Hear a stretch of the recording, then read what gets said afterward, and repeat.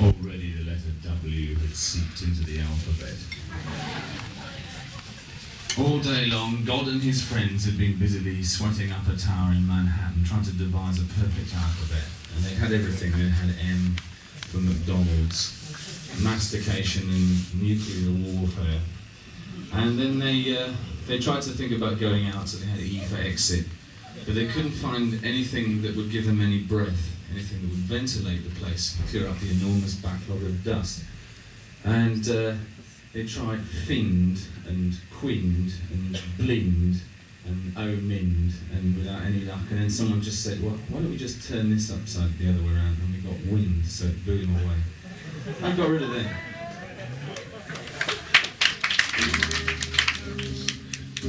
Meantime, this is just a very simple song about reproduction and the way that the soul naturally cleaves towards incarnation, if apparently it has desires. Well, like a hungry soul, a hungry person needs a meal, a hungry soul wants to be reborn. It's a standard Buddhist tract and things like that. You can read it in the phone book, or you can walk down the street banging very, very hard on a disconnected telephone. And if you find 15 other guys who are going to bang on disconnected telephones with you, you can actually all do it together, so that's great. Has anyone got any sandwiches? No. Shit, I thought that might be the case. Well, if any of you find a sandwich under your seat, I could really do with one. I don't usually eat on stage, but I just completely forgot some. Otherwise, I might have to stop and go out and find a sandwich and finish the set, in which case don't be embarrassed, it's just a natural human function.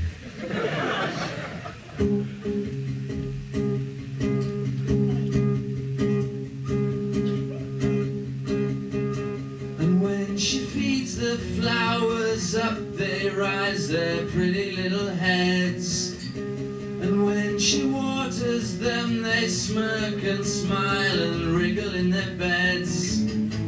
And in a globe of frogs, we're making love and looking on.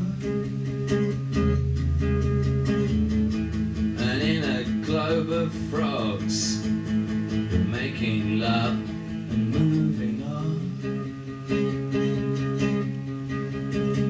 And when she walks across the floorboards, how they squeak and ooze and moan.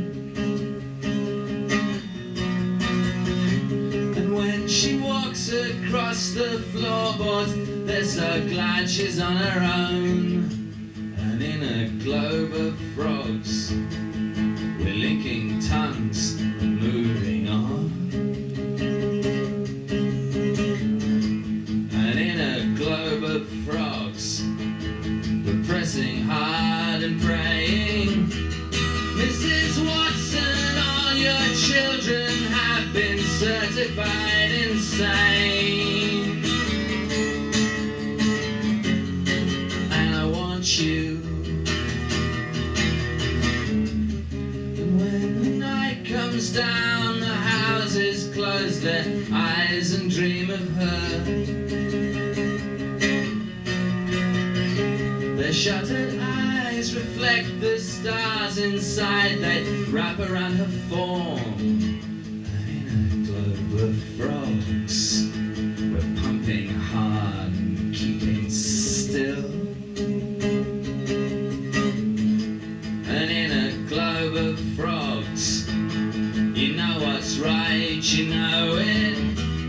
Mrs. Watson, you've been certified as good as gold. And I want you.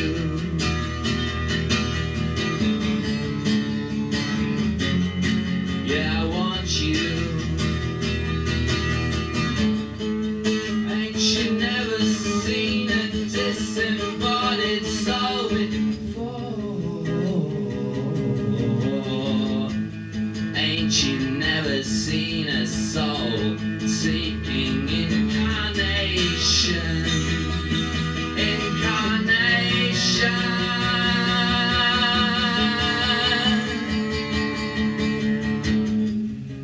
When she feeds the fish, they writhe and jerk and wriggle in the pond. And when she hands them things, they all rise up and nibble on a thumb. And in a globe of frogs, moistened wings, and in a globe of frogs a soul appears, the word made flesh.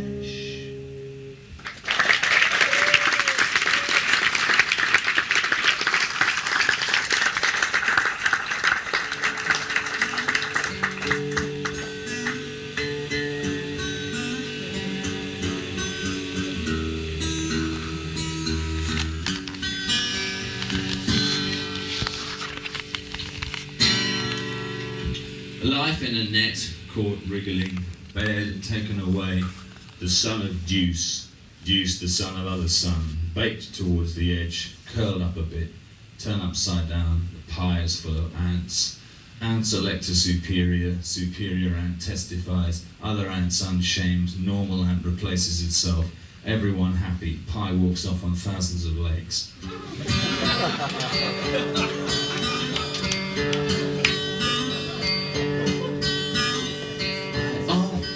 Dream of trains when I'm alone. I ride on them into another zone.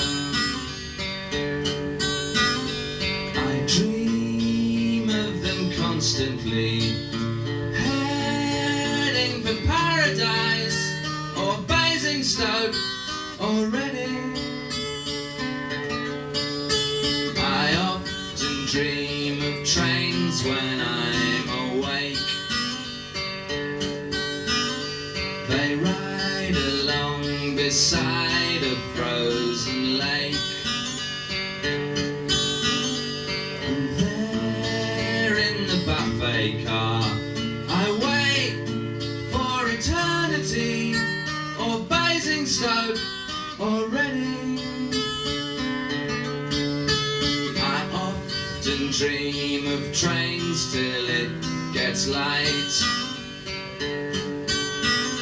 The summer turns to winter overnight. The leaves fall so suddenly. The sun sets at 4 o'clock. Exactly what I'm dreading.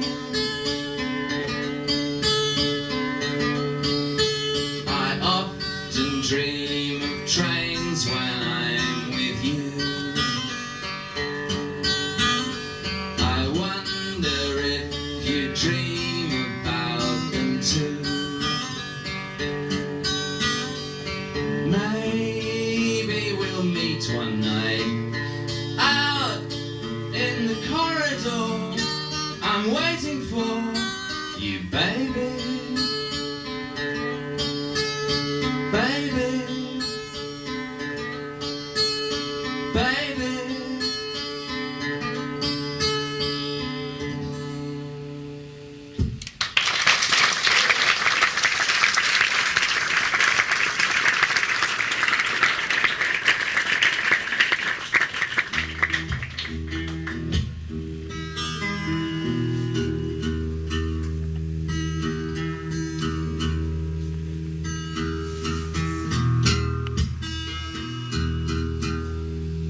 Wilfred was a bad boy. He fell on the carpet. Eventually they just decided as he wasn't going to get up, they'd just leave him as part of the carpet. Within 2 or 3 months they were so used to seeing Wilfred as part of the carpet that they'd regularly spill things on him. The dog would always make for the patch of the carpet with Wilfred in and sit on it.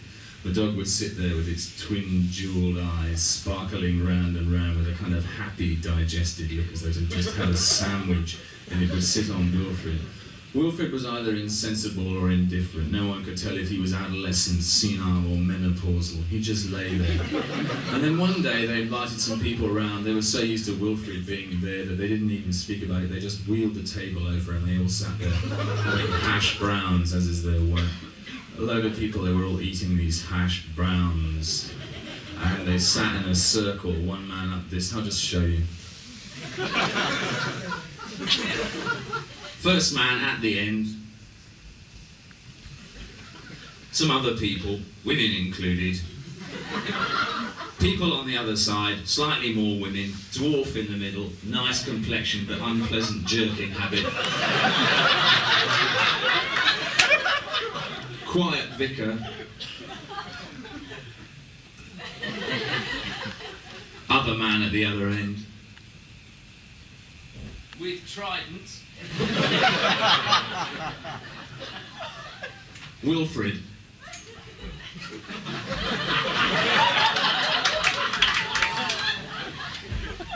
Then suddenly Wilfred wakes up. Gets up, the whole thing's shattered. It's the usual business.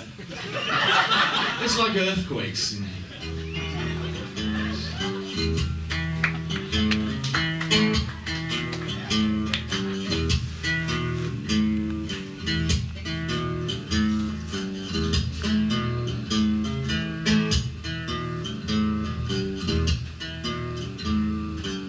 Said the dentures to the peach, said the tide of filth to the bleach, said the spike to the tomato, said the curry to the corpse.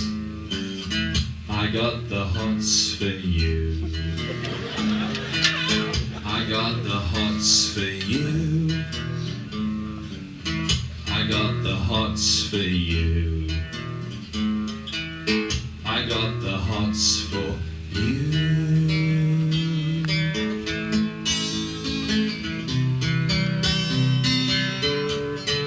Here I am, looking out on a crystal world. Floating currents of human eyes, baking land under creamy skies.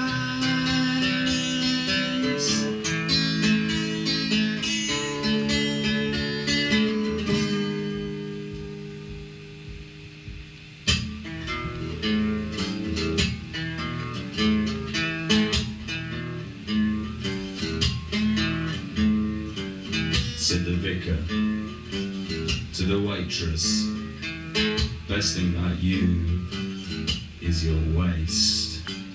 She laughed a laugh that echoed round the fortress and said, wait till you see the statues in my bathroom. I got the hots for you. I got the hots for you. I got the hots for you. I got the hots for you.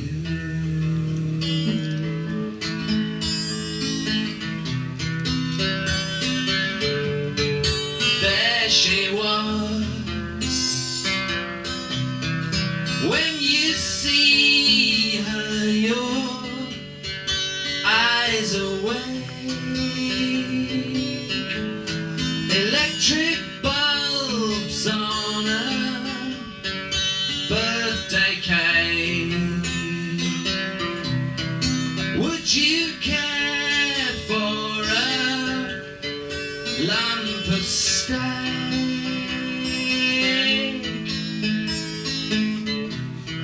or a piece of hake or another tape?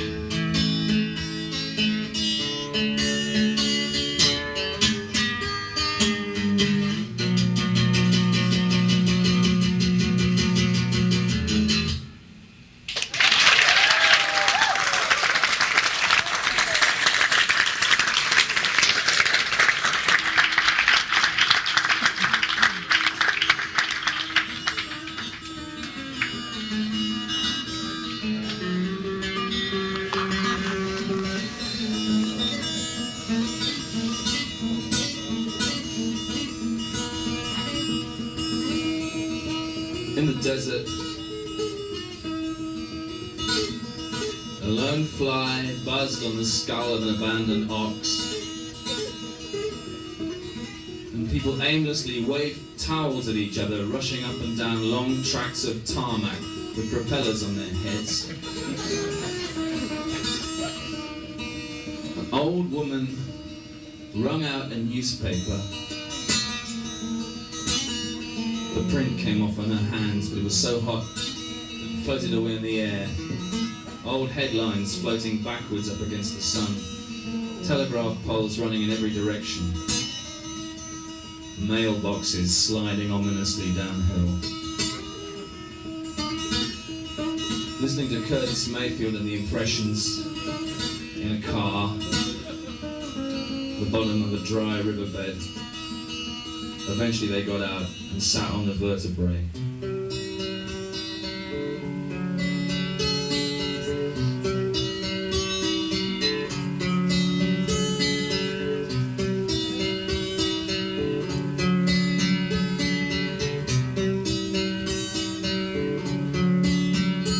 It's a Raymond Chandler evening at the end of someone's day, and I'm standing in my pocket and I'm slowly turning grey. I remember what I told you, but I can't remember why. And the yellow leaves are falling in a spiral from the sky. There's a body on the railings, but I can't identify. And I'd like to reassure you, but I'm not that kind of guy.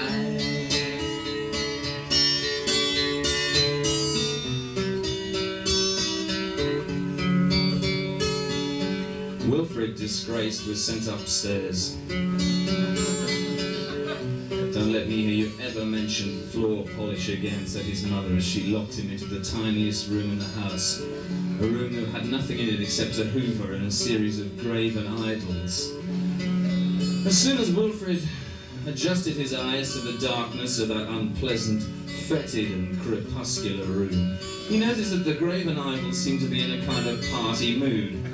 They were all settled round one main graven idol who wore a crown and a diaper around his feet.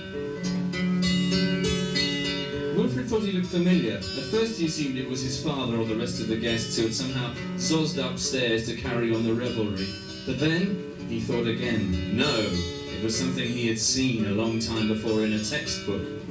He couldn't figure it out. Was it Archbishop Macarius, the long-dead ruler of Crete?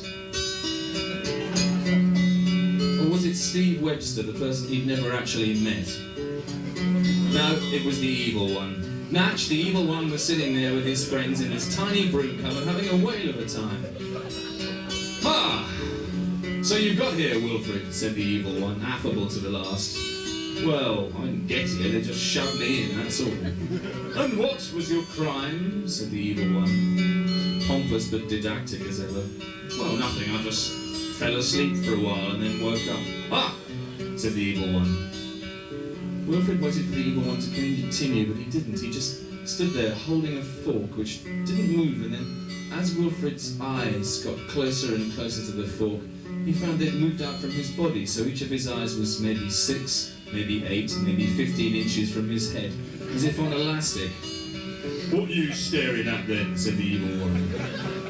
Wilfred just couldn't speak. He couldn't even stammer. He couldn't retract his eyes. The evil one clapped his hands and they stuck together. So now he was in the same boat as Wilfred. Fortunately at that moment, Wilfred's mother came in and gave them all an ice cream. It's a Raymond Chandler evening, and the pavements are all wet, and I'm lurking in the shadows, 'cause it hasn't happened yet.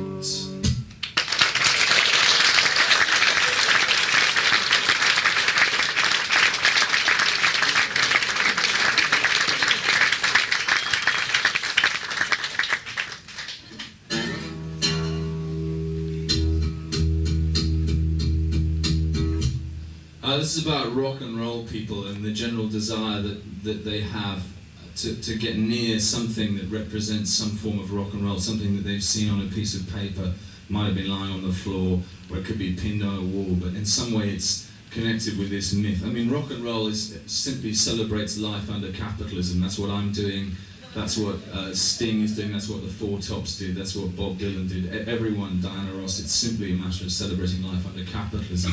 There's no way rock and roll could be considered radical or subversive, except in as much as it penetrates the East. It's a kind of vanguard for McDonald's. They know as soon as they get record releases in China, McDonald's is going to be a couple of years behind. So it is possibly a radical thing in the Soviet Union, but otherwise it doesn't make any difference, and I think it's just totally useless. So is everyone involved in it. And my next album comes out in February. It's going to be really good.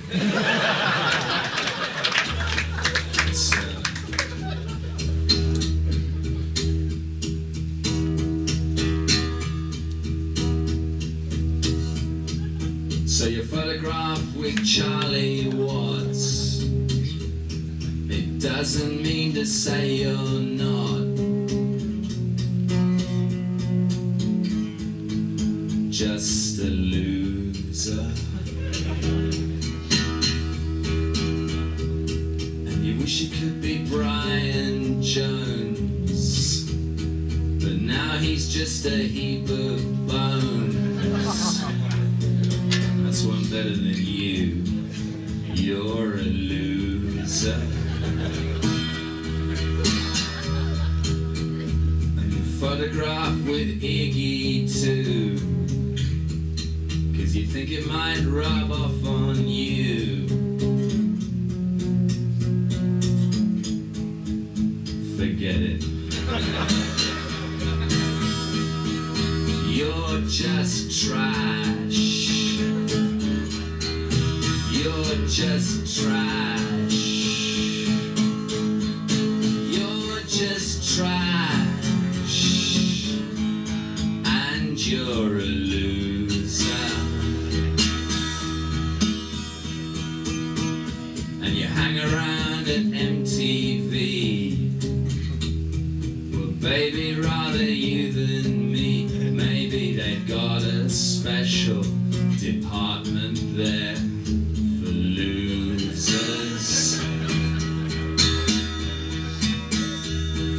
Last time you were down the Hope, I saw you hustling for a piece of dope.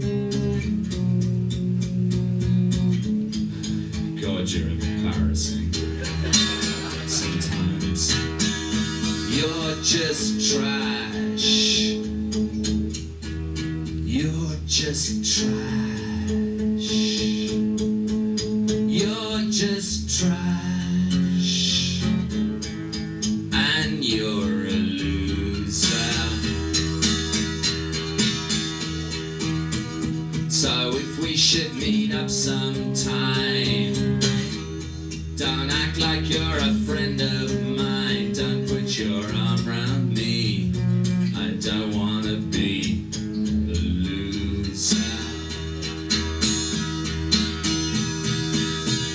So you photograph with Charlie Watts.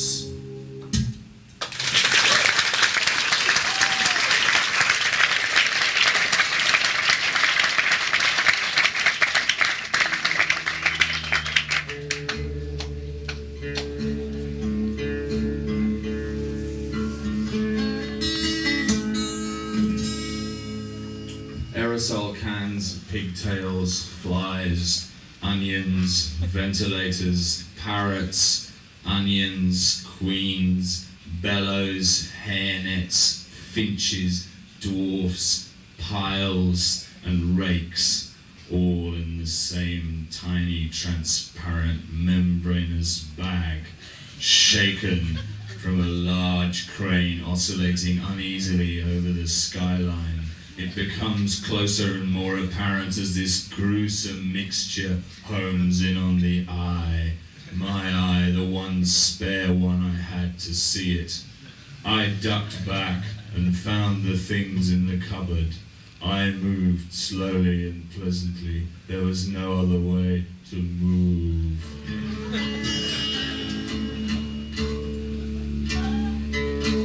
Well, effectively.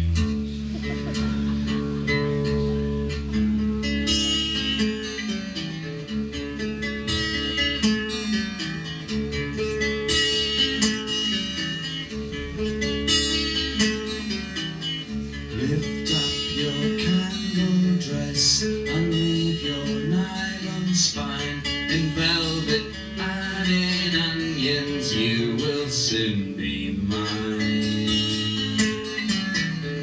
I am your humble servant, madam, as you see. This night I am determined you will lie alone with me.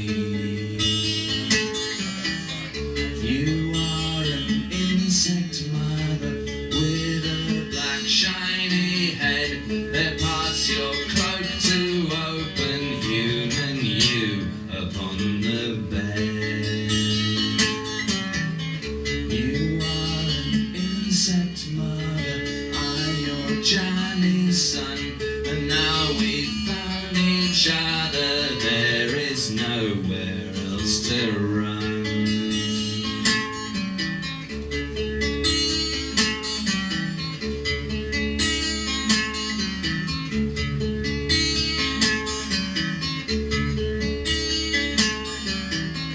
Lift up your candle dress, unweave your nylon spine. In velvet and in onions you will soon be mine.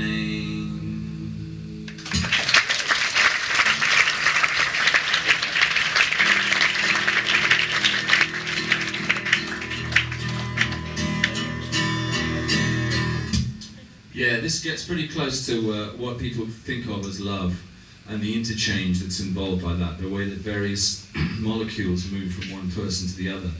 And if you've read a book by Flann O'Brien, which actually involves literally that with bicycle seats, but generally the interchangeability and the way people adopt each other's, at least each other's point of view, if not each other's mannerisms. You might get very uneasy people who constantly try and imitate each other, which would be hopeless because you have no sense of identity at all, and they become one person, but they just couldn't stand each other because they'd both do the same thing and neither would know who was which. Otherwise, you know, under prevailing weather conditions with a cool westerly breeze and a couple of things lurching in from the east and something that snaps intermittently in the bushes, and maybe if you're very lucky, something that opens and closes quietly around the back of things, you're okay. And this is the kind of thing I'm normally dealing with, eggs that conventionally house bees and the usual business. It's just you return inevitably as you grow older to the basics, the same life forms and the placenta and the DNA and the whole business about Churchill being a spiral and all that. And it all fits in very, very positively, and there's no point saying anything that isn't going to make sense, because otherwise people are going to be mystified, they're going to go back home and they're going to sleep with an iron, and it's no good. But I have to point out that I've just taken off my watch because my watch contains the evil one. And I don't know if you've probably all seen it, all the other gigs anyway, but I just have to explain in case someone hasn't seen one of these gigs that I've got the evil one in my watch where time and money converge, because although technically speaking time frees us and gives us a certain mobility, because otherwise obviously everything would happen at once. So as I traverse this stage, I'll just show you. With time I can do it like this. But first I have to roll it's called pre-time, okay? I roll this thing out to make sure that time is clear in front of me, because otherwise I may hit a time barrier and I may be horribly repulsed. So I use this, and I know that if I can roll it so, see, it's slight wobble. There's a little bit of an uneasiness, you know, a lag of 60 seconds. It's probably about it may speed up. Or further on, things may slow down. So, I mean, take me, I'm a fairly average person. I can walk straight across here, and I walk with the aid of time from one end to the other, no problem. Now, this is where the evil one is so subtle, because he's permitted me to do this with time for the decay of matter and redemption of the flesh, plus his decomposition. That's sales tax. Otherwise, you just go, without time, you occupy every every single moment at once. So it would be like, if you can imagine a retinal trail behind me, all moving across the stage like this. But also with some guy going, and at this very point we can see him crossing the stage now, amazingly enough occupying the entire 15-foot diameter all by himself. Because you don't need descriptions. But I mean, so just to reach the end of it, without time I would be in this bulk impacted lot. You lot wouldn't even be able to get out of here because you couldn't have come in, but if you had, it wouldn't be any use at all because you'd be, it would be jam-packed with your previous self. So time liberates us, but at the same time abuses us. And this is what the evil one does with the aid of money. Obviously, in poor countries, there is no time at all, so everyone exists for a half a second and then dies.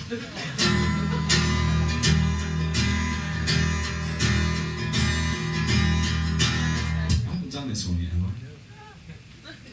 I hope not. The thing is that that's the whole thing. As long as you've got time, you can move through. But without time, you might just hear the same song over and over again.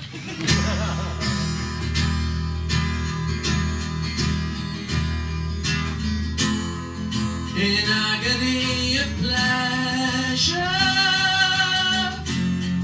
I crumble to my knees. I lick your frozen treasure. You cut my furry beams, but one bee bubbles over your fleshy brimming cup. It crawls into the clover and lands all downside up. It falls across your stomach, not far above the food that you are still digesting inside your large intestine.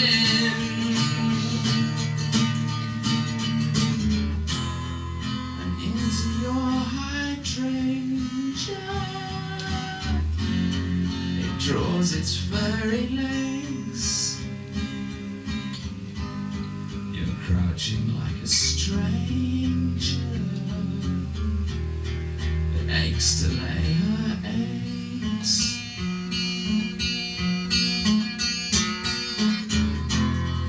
In ecstasies of pressure, you quiver in the jam, while naked angels measure a piece of rotting hand.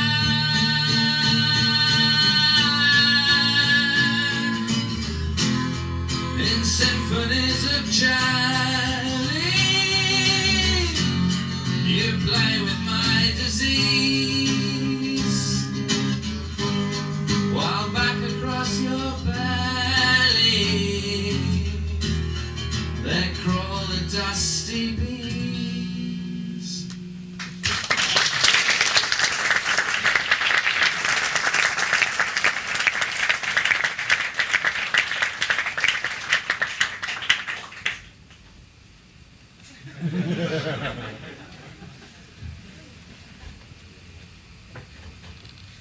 Right, well this is fairly simple. The parameter of the hood is put over the parrot, eclipsing the bird down to about here. The feathers grow up just over the ribs and the rib cage and so on, just so. And then from there down to about there is the bit where the whole of the rest of the stomach misses completely, and the parrot is supported entirely by its spine from about here to about here. And thus having the abdomen is fairly clear. And then the rest of the legs are encased in leather waders with black and yellow stripes going right the way around to the boots, and the feet have been cut off and have been replaced with pads of salami which go up and down, but they're hydraulic, so they, sometimes salami expands in contact with itself, and this stuff will sort of open and close to give the kind of mobility that conventional feet can't use. And this is how people usually play the piano. So this is it, and I'm just playing one of these. It's in F. No, it's not at all like that, actually, because people like Brooke Benton and things, which you wouldn't get ordinarily or anything like that. In fact, Dean Martin's just been in London, and the whole thing's very simple.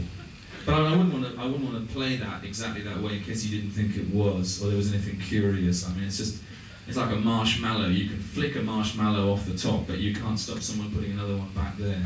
And it's this whole business. It sometimes seems trivial, but things keep coming back the same way. So I wouldn't worry about that. You know, you wake up in the morning, you're going to be in the same body day after day. You're not going to be in someone else's body, for 24 hours and then come back as you, or as Brooke Benton, or as Dean Martin. But actually, there's been in some areas of England, there's been this big rash of, like the people who were burned to death at the stake in the 13th century, the Cathars. They were on a bus trip driving around Bristol in England, and suddenly all these people realised that they'd been burned at the stake 600 years previously, and they rushed off to telephone their friends, and quite a lot of them had all suffered this experience. Well, there's a thing called Martinitis, which is striking actually just north of Bristol and things like that, the kind of Forest of Dean area, where people spontaneously become Dean Martin for no reason, and they all go around, well, wine drinker me, fall over in the bushes. And this has got to such epidemic proportions in England that they've actually freighted the real Dean Martin. They've had him. What's that when they scrub the varnish off a mummy? I don't know. They've had him taken out of Las Vegas and actually sent over to England to prove there is only one Dean Martin. So I suspect all these people are going to try and shoot him like Mark Chandler. Anyway, this is about this kind of thing, the whole syndrome of someone being important. So I'll just drink some water. It would just be absolutely terrifying if that happened.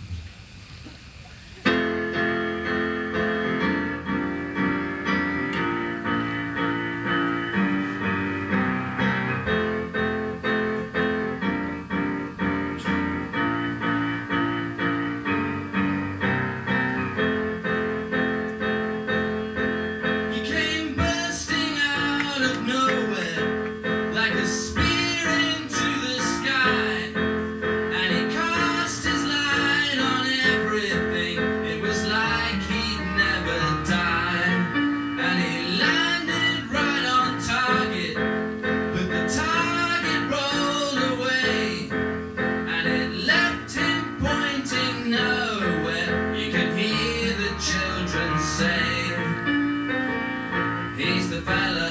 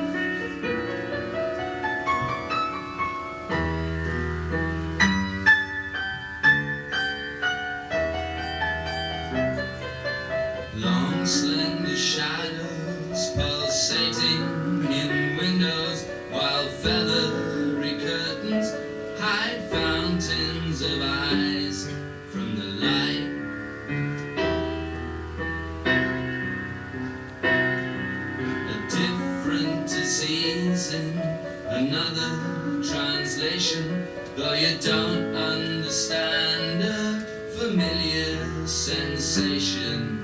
But who needs to talk when they're caught in the flavour of night? And you, yeah you, with your ice cream hands, you, yeah you, are my friend. All that you want could be happening for you, just like the road that unrolls there before you tonight.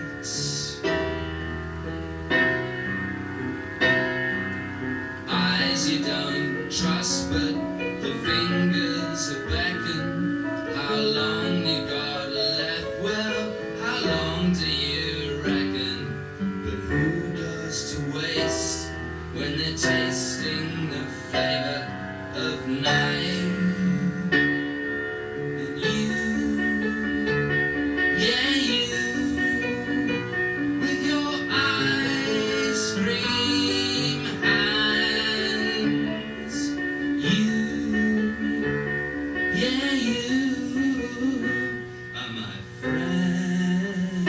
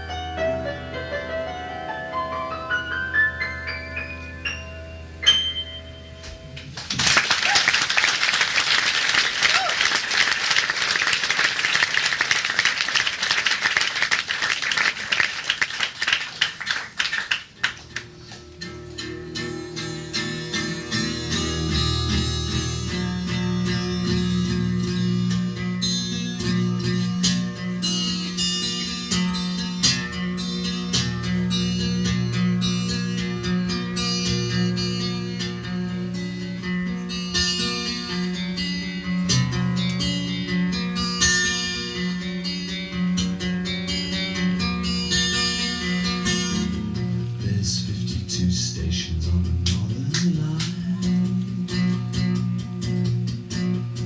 None of them is yours, one of them is mine. Most days finds her in a heat haze, looking through the sweet maze that she calls her mind.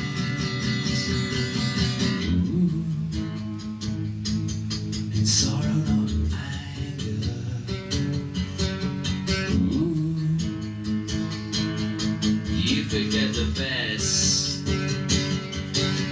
Ooh, you remember how she was looking and then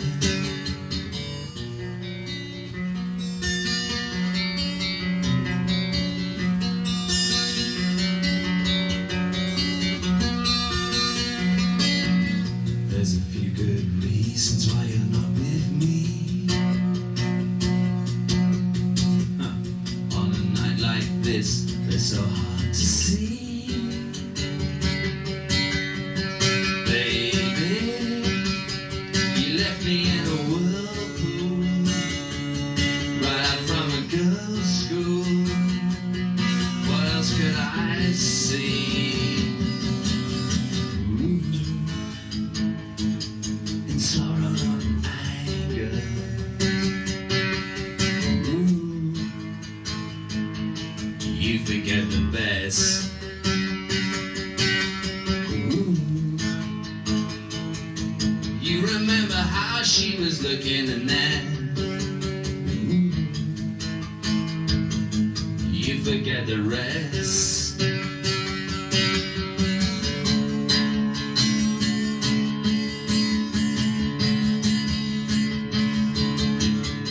There's no use pretending we're apart.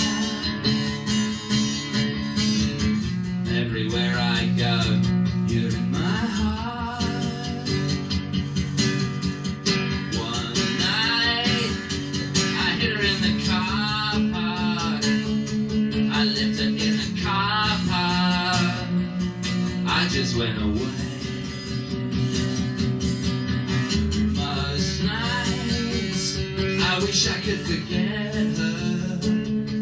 I wish I'd never met her. I'm better off that way. Ooh. Sorrow, not anger. Ooh. Remembering it all. Ooh. It's just the way I'm feeling. Ooh. Like a mirror on a wall. Ooh. Like a mirror on a wall. And but obviously you have to have songs of courtship, and this is one of them.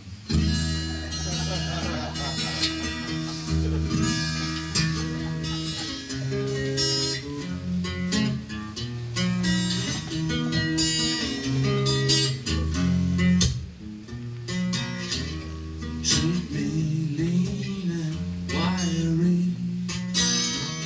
Treat me hot and fiery. Tell me you desire me.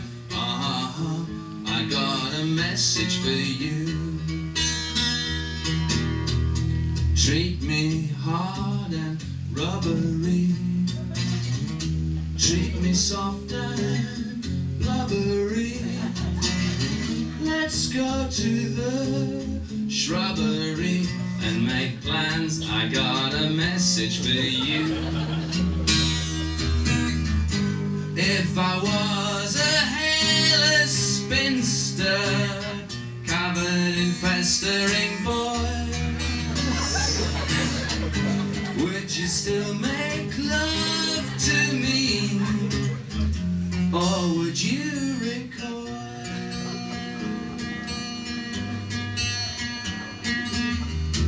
Dip me in the custard, cover me with mustard. As long as we are clustered, it's alright. I got a message for you.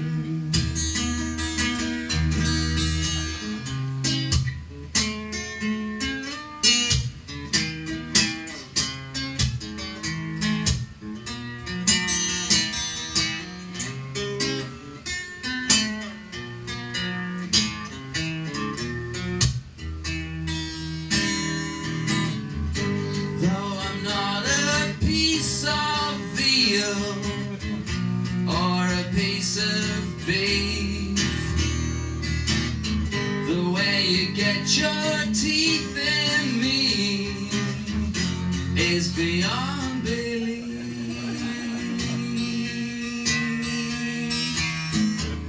Roll me in the greenery,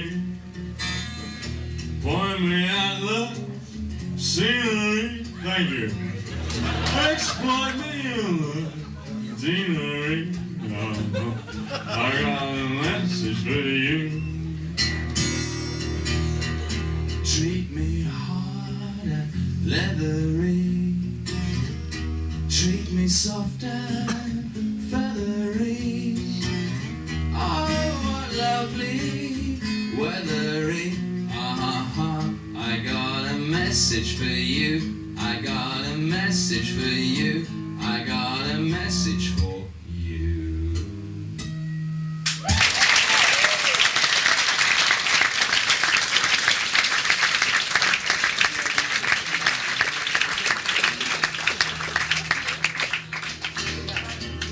I've got to leave you with this, but it's the other side of the coin from the, as you know, the English are, well, not all of them, but some of them are kind of eternally pleasant. I mean, Americans are pleasant in one way, but the English are pleasant the same way that a snail in shadow at 5 o'clock in the evening when there's a nice cream thing on a plate. I mean, everyone's oscillating pleasantly. It is pleasant, but you wouldn't get over here in America be pleasant the same way that bubbles coming out of a can of Coca-Cola being shot through the rim of space whilst being fired at by lasers is pleasant. And this is the other side of the English psyche, which is unpleasant the same way that pieces of very, very hard metal crashing into concrete but with no whipped cream around is unpleasant. It's like the size of the hedges in England means that you can only just peer over the top. It's like that. And so what they've done is there's an enormous black market in stalls and things that people can use to... I could demonstrate briefly. Okay, conventionally speaking, the hedge would probably cover all this bit here, except for an indentation down here, a little dip. And coming over that is something very like a fire hose, but it's alive. It's a key difference. And it snatches itself back every so often because it's just curling around. You don't know if it's friendly or malevolent, but it's there. And you've got, otherwise you've got the the classic thing of the lovers standing on either side of the hedge, the old Shakespeare thing. So they're standing like that, and they're obviously Natch, both holding guitars. And they're standing facing out of the hedge, and the girl goes, "Oh, Dennis," and he goes, "Oh, Lawrence." And the girl says, "Hang on a minute." And eventually no contact is made, but every so often they do. It's a kind of way that the English have of connecting with each other, which the English don't generally want to have much to do with each other, let alone anyone else. Ideally, an English person would be parthenogenic. You would live, die, and reproduce entirely by yourself. Virgin birth, death, marriage, and the whole lot, totally untouched by human hand. And you'd only get fed by people with those little diaphanous membrane gloves. They give you the marshmallow and stuff, but it would be encased. So you get fed.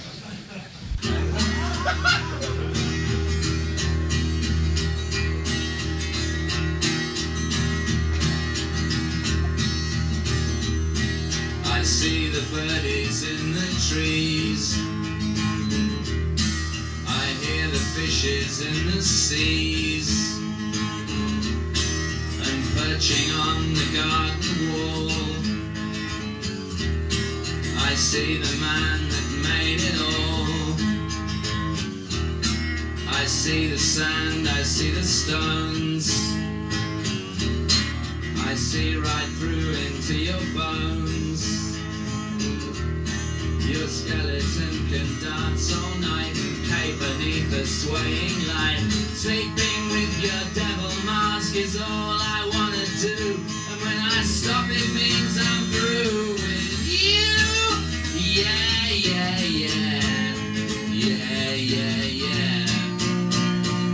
So welcome Mr. Dennis Forbes, sleeping with your devil mask, who's brought along his perspex orbs, sleeping with your devil mask, and they are full of leather peas, sleeping with your devil mask, who rattle in the evening breeze, sleeping with your devil mask. I've got to have a nasty thought, sleeping with your devil mask, because of all the stuff I bought, sleeping with your devil mask. From sultry Mr. Garrick Hobbs, sleeping with your devil mask, who does a load of useless jobs, sleeping with your devil mask. And in the chapel after lunch they used to cluster in a bunch, sleeping with your devil mask is all I wanna do. And when I stop it means I'm through with you. Yeah, yeah, yeah. Yeah, yeah, yeah. It's all compulsion, there's no choice. My mother's second name is Joyce, sleeping with your devil mask. Once when she was very young, she saw a cellist being hung, sleeping with your devil mask. And 13 men with long black heads all came and stood around her bed, sleeping with your devil mask. But when the morning light came in,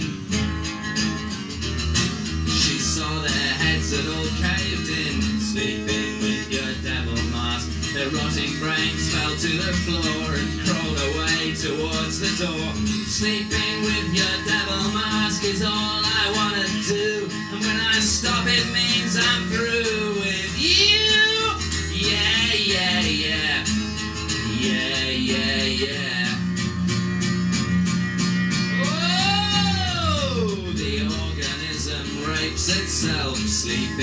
with your devil mask, and then gives birth upon the shelf, sleeping with your devil mask, and over where the magpie struts, sleeping with your devil mask, a flower billows from my guts, sleeping with your devil mask. Some things go in, some things grow out, and next time round I'll be a trout. Thank you, good night.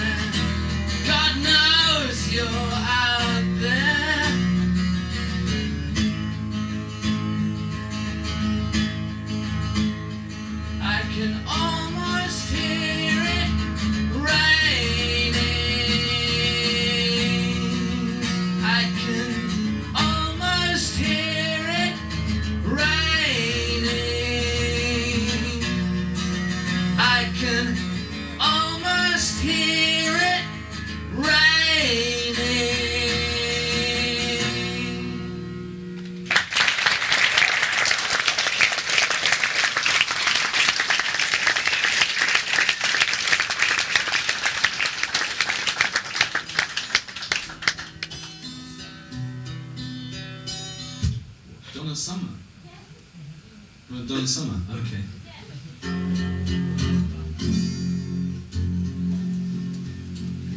Donna Summer burns inside my head.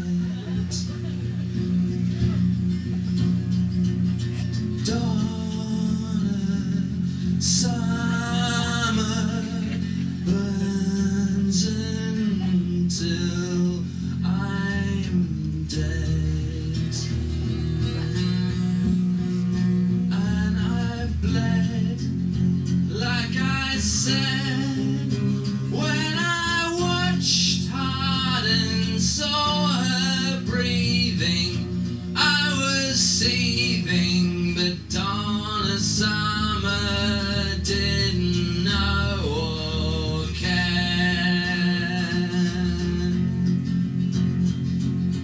Donna Summer spins just round and round, and hungry pigeons circle round and round to see what they found. But I knew when I saw you so blue that you would always have the things of me. Mystery, tragedy, comedy, and Donna Summer. Thank you. Good night.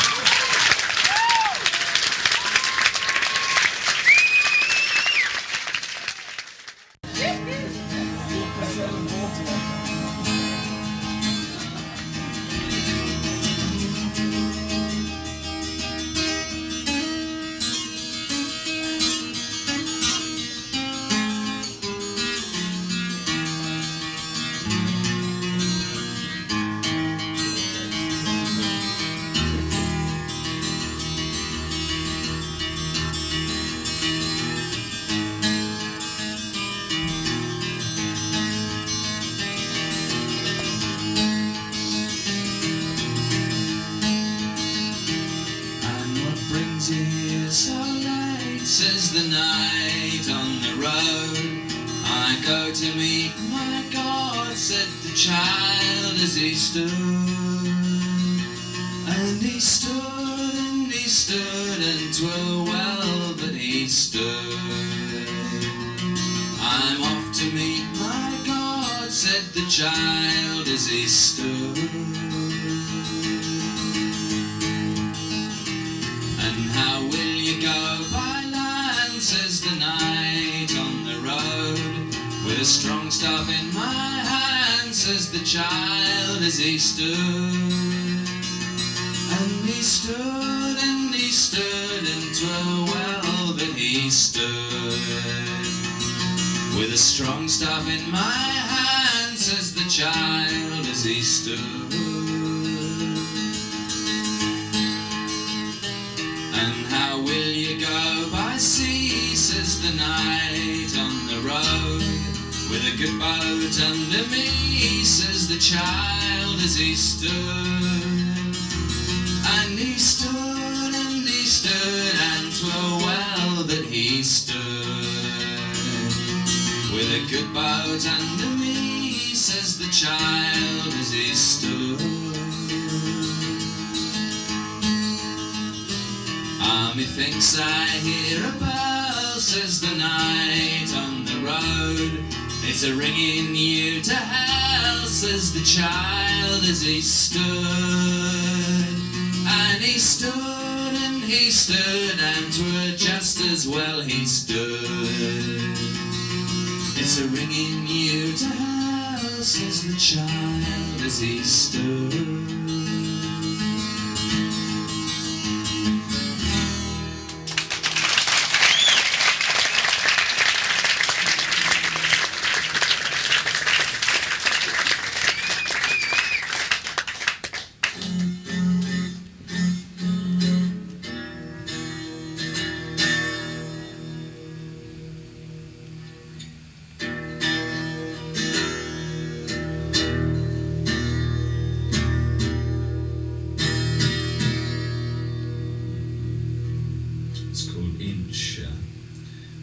Originally it was a package with inch in it. They're trying to work out what the measurement was. And one of the sages said it was centimetre, and someone else said no, it's millimetre, but it was inch. Inch skipped away and it landed in someone's vertebrae. Suddenly the guy was an inch taller. Inch zoomed away and he took a bit out of somebody's leg. They began to bend. Inch came along and made someone's nose just a bit too far, and they failed their screen test. Inch came along and somebody fell off a cliff. Cliff and Pat was screwing on the dunes when the crabs arrived. It was the usual process. The guy had just been dismembered and they just had to rejoice.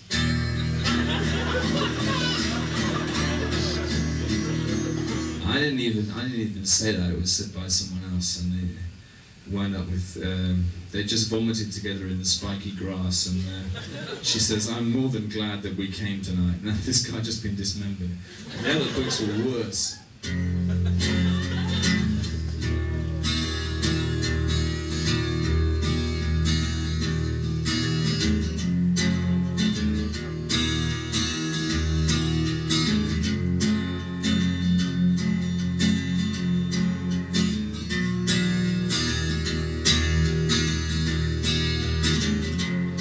See the Gypsy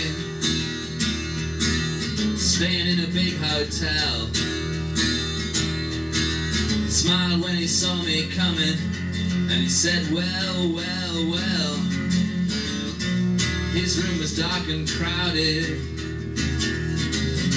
the lights were low and dim. How are you? He said to me. I said it back to him. I went out to the lobby, make a small call out. A pretty dancing girl was there, and she began to shout, go on back to see the Gypsy. He can move you from the rear, bring you through the mirror, drive you from your fear. He did it in Las Vegas, and he can do it here. Outside the lights were shining on the river of tears. I walked in from the distance with the music in my ears. I went back to see the Gypsy. It was nearly early dawn. The Gypsy's door was open wide, but the Gypsy was gone. And that pretty dancing girl, she could not be found. So I watched the sun come rising from the little Minnesota town. From the little Minnesota town.